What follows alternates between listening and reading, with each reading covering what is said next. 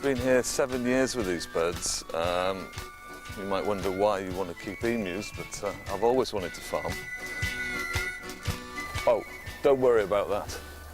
Emus are no more dangerous than sheep. They appear on the exotic list, which officially was drawn up, which means you need a dangerous wild animals licence to keep them, but actually they're not dangerous. They're very inquisitive and no bother at all. Occasionally they do get aggressive. We have a method to deal with that. It's psychological. You do this, put the hand in the air, make a beak, and that makes you a bigger bird than him, and that usually works. If that fails, 2 hands, 2-headed bird, and that always works. I just love being out here. There's nothing like it. It's feeding time for the emus, and what do you feed them? And in the end, we've decided, as the gut length ratio to body ratio of the emu is that similar to a chicken, we've just let them forage and supplement their diet with these, with wheat nuts. And they do really well on that.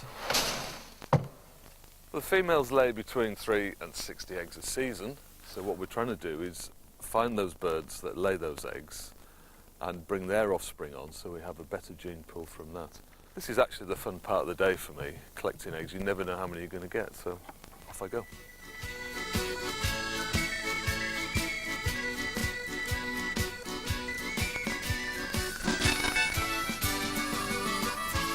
So here's 2 more beautiful eggs. Look at those. Female lay an egg like this every 2 or 3 days, the duration of the season, with only a short break of a week or so. Thank you. And when she has 7 or 8 eggs, the male will sit on it. But in this case, we're taking these to the incubator.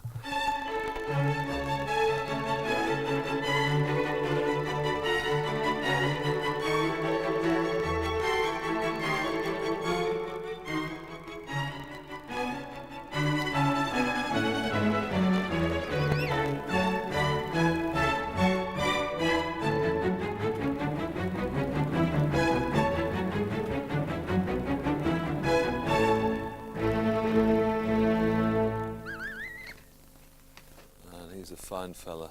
Just want to show you this. This is his yolk sac that's been absorbed through this hole here, what is a belly button. And that yolk sac is basically the yellow of the egg, and will keep this little fella alive for 3 days without further water or feed.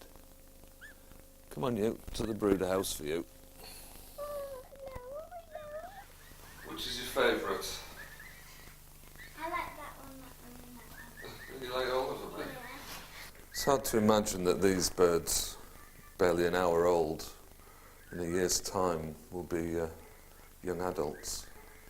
In fact, as is the way of farming, that is the age they'll be going to slaughter and sold as meat, oil, and now feathers, and also hide.